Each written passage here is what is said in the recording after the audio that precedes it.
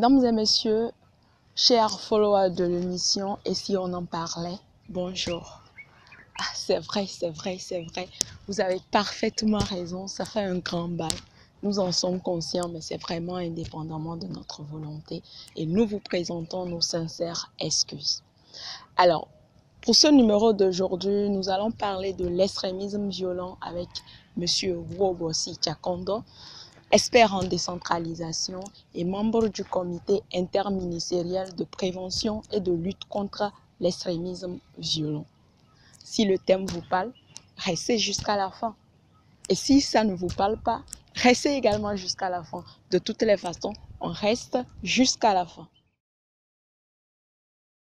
Je suis Urubasi Chakondo Idrissou.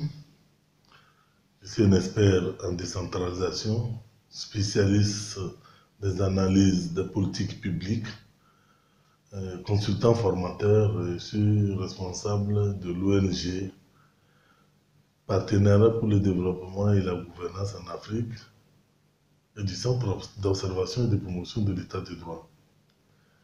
Donc, je suis un acteur de développement pour le compte de la société civile et un observateur avisé de la politique internationale.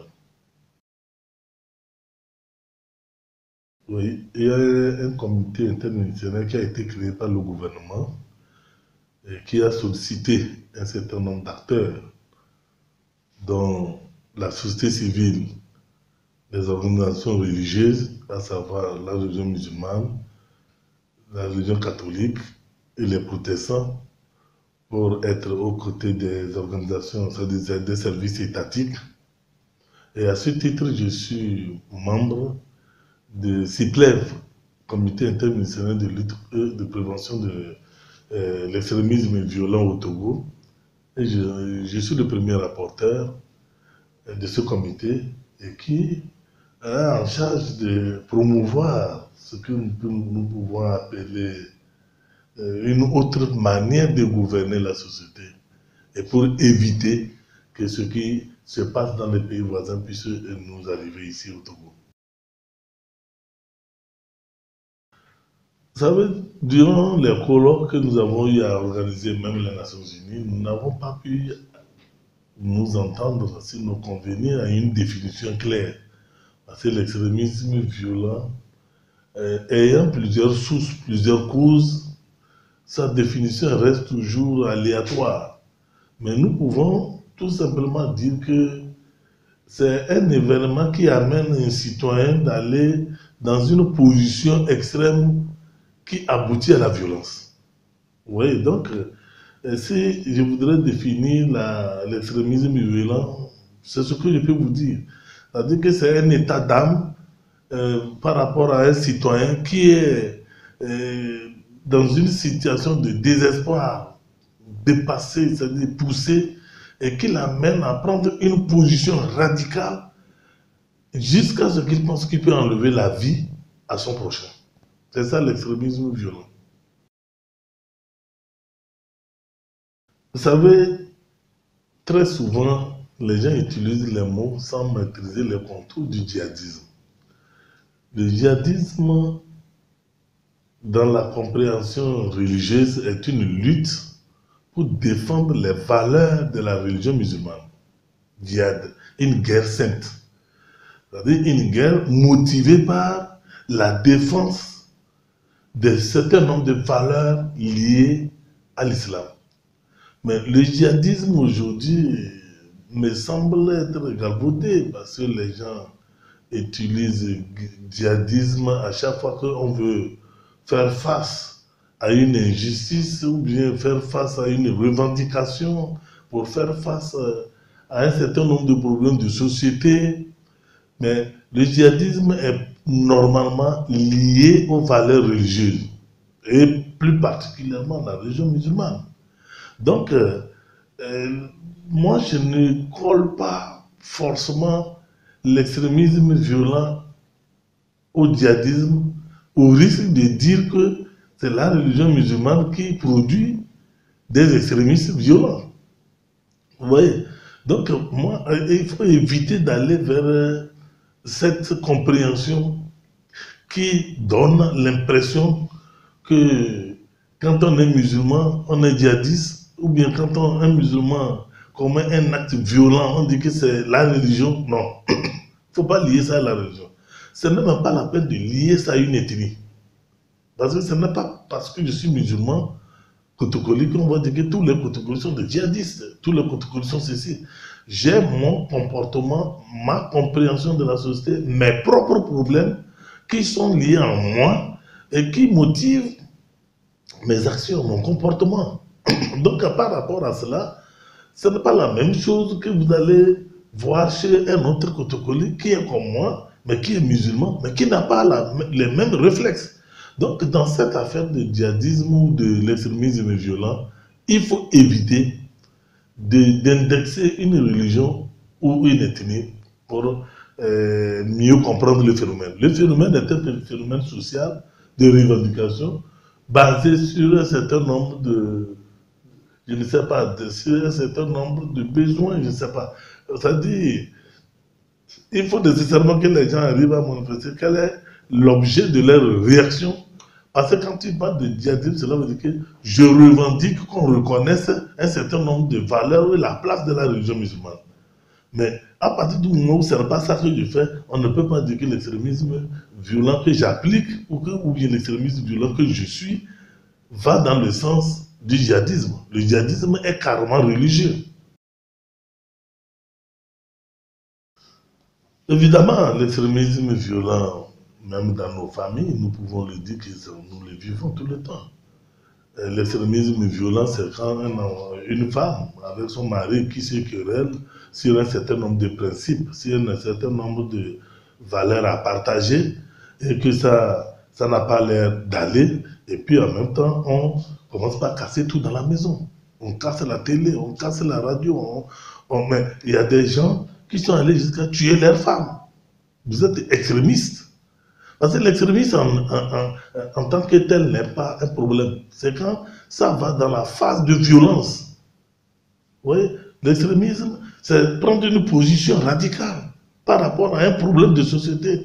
Mais quand vous quittez, vous allez vers un certain nombre de comportements qui vous amènent à penser qu'il faut ôter la vie aux autres, ou à une autre personne, ou à un autre individu, vous êtes alors extrémiste et violent. Et ça, vous allez voir que ça commence pas à gagner le monde.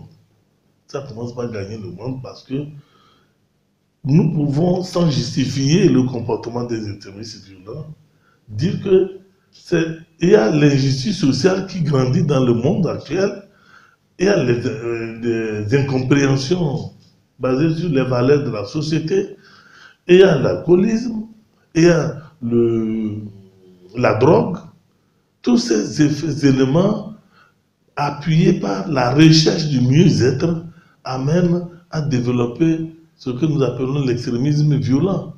Et vous allez constater que le déficit de gouvernance, le déficit de gouvernance fait la promotion de l'extrémisme violent. À partir du moment où on a l'impression que l'État est absent dans certaines localités du pays, l'État ne répond pas aux attentes de la population. Les djihadistes, ou comme vous le voulez, qu'on les appelle comme ça, moi je les appelle les extrémistes, on trouve des terreaux pour recruter de nouveaux membres. Ils trouvent des terreaux pour recruter de nouveaux membres à partir du moment où le citoyen se considère comme oublié par la société, négligé par la société, n'a pas l'essentiel de son existence. Oui, vous savez, notre pays, le Togo, est vraiment un des pays les plus exposés. Exposés parce que, vous voyez, les pays frontaliers, surtout au nord du Togo. Et non seulement nous sommes frontaliers, mais nous partageons pratiquement la même culture, les mêmes religions, les mêmes valeurs sociales. Quand vous prenez le Burkina Faso, le Mali, aisément vous allez trouver les mêmes ethnies, les mêmes religions, les mêmes, sinon les individus de la même famille partagée qui se retrouvent au Togo.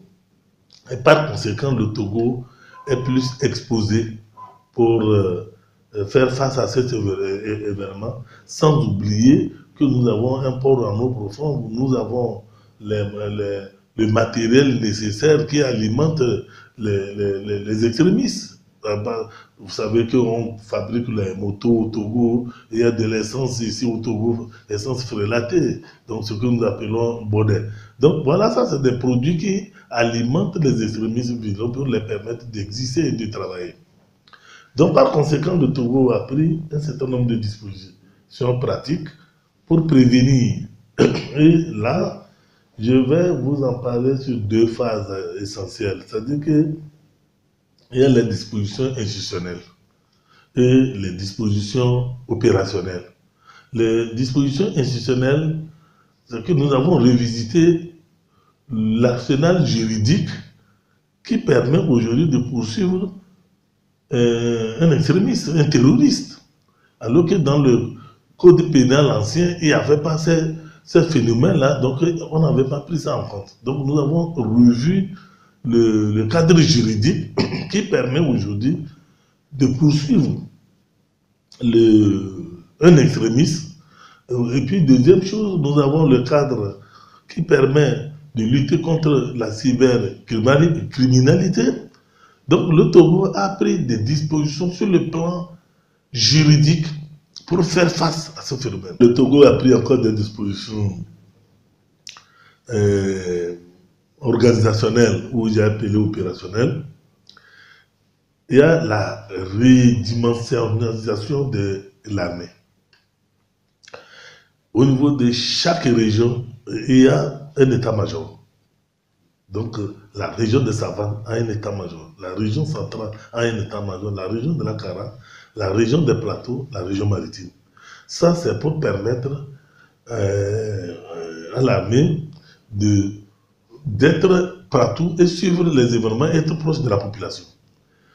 Le deuxième élément, nous avions la police de proximité. La police de proximité, c'est la police qui circule et qui est tout le temps avec les gens, même au marché. En cas de crise qu'il y a pour pouvoir riposter. Et il y a ce que nous appelons la police anti-criminalité. Les policiers qui sont en noir, qui sont postés dans tous les coins du pays, au niveau de tous les carrefours, est prêts à répondre. Bon. Il y a également ce que nous avons appelé les dispositifs araignées, et qui est là avec une communication très sophistiquée et qui permet de localiser toute menace de la sécurité nationale. Il y a le Kundouare. Kundouare, c'est une organisation plus basée dans la région des savanes et qui surveille l'entrée au nord du pays par ce dispositif et qui nous permet aujourd'hui d'être aux aguets par rapport aux velléités d'entrer sur notre territoire de certains extrémistes poursuivis par les États voisins que sont le Burkina Faso, le Niger et le Mali.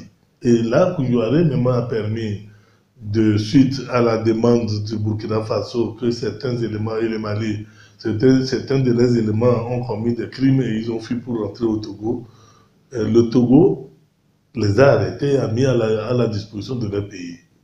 Bon, voilà, ça c'est des dispositions opérationnelles, mais qui est entre le dispositif militaire et le dispositif civil.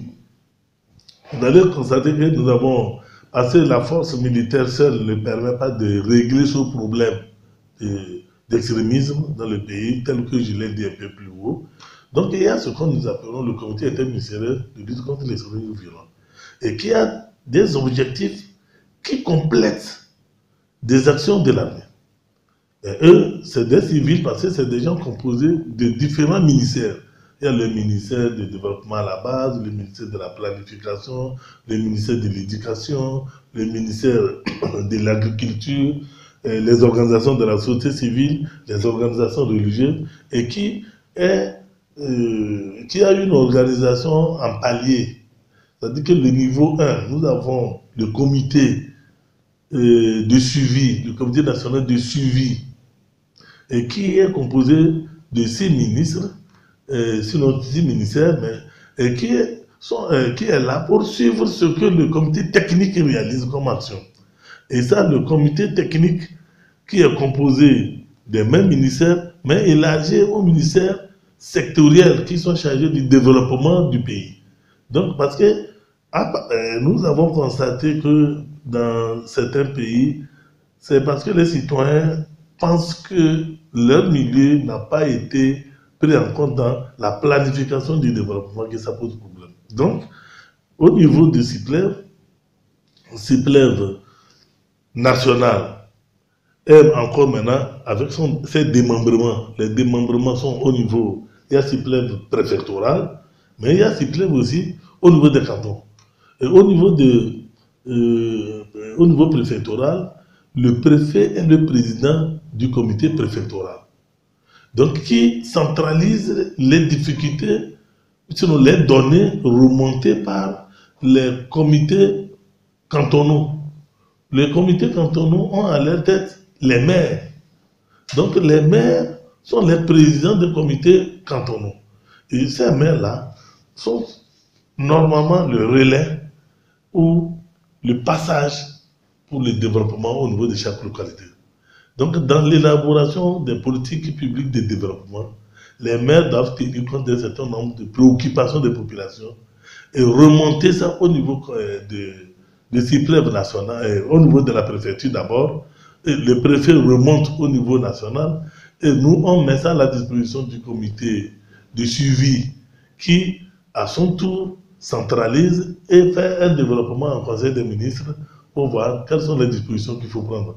Donc aujourd'hui, nous faisons en sorte que, au niveau local, toute la composante de la société soit représentée. Les jeunes, les femmes, toutes les ethnies qui résident dans une localité. Bon, donc, bref, ça permet de voir comment nous allons ensemble, la main dans la main, élaborer notre politique de développement. Et tenir compte en même temps également de la minorité. De la minorité.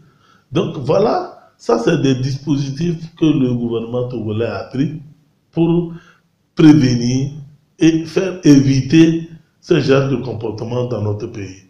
Mais dans tous les cas, c'est pour dire quoi? C'est pour dire que la sécurité d'un territoire n'est pas seulement l'affaire des forces de l'ordre et de sécurité, mais c'est également l'affaire des citoyens. Mais c'est pour dire également que seuls les dispositifs militaires ne peuvent pas venir à bout d'un problème qui me semble tirer de ses origines dans les phénomènes sociaux culturels.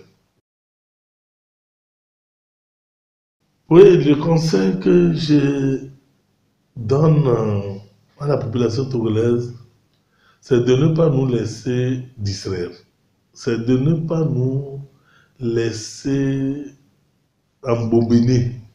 Parce que vous savez, très souvent, les recruteurs des extrémistes violents viennent, ils font miroiter à la population un certain nombre de phénomènes, un certain nombre de faits, face à leurs difficultés. Que si vous êtes avec nous, on va vous aider à régler tel problème, que nous sommes plus habilités à faire cela, et que c'est les autres qui sont vos sorciers, c'est eux qui font que vous êtes des malheureux. Parce que quand vous cédez ça, ils s'installent. Et mais quand ils s'installent, ils commencent par frapper. Même toi qui l'as logé, il peut te frapper. Parce que vous voyez, c'est pourquoi j'ai dit au début de ne pas se laisser aller sur le terrain de considération religieuse. Vous voyez ce qui se passe dans certains pays. Donc, ils ont pris des noms à connotation musulmane pour faire croire que ce qu'ils font va dans l'intérêt de la religion musulmane. Mais au même moment, vous allez apprendre qu'ils viennent de frapper une église, ils viennent de frapper une mosquée, qu'on a tué l'imam de la ville, on a tué l'imam de tel quartier. Oui, donc, c'est vous dire que le problème n'est pas un problème des musulmans. Il ne faut pas que nous cédons à leur développement, laissant croire que c'est pour défendre la religion musulmane. que c'est pour défendre les valeurs de Dieu. Dieu, il est miséricordieux, très miséricordieux et omniscient. C'est que c'est lui, il ne peut pas accepter que les gens utilisent son nom pour faire de n'importe quoi. Donc, que Dieu nous éloigne de ses propos et de ses pensées, mais que Dieu nous protège également.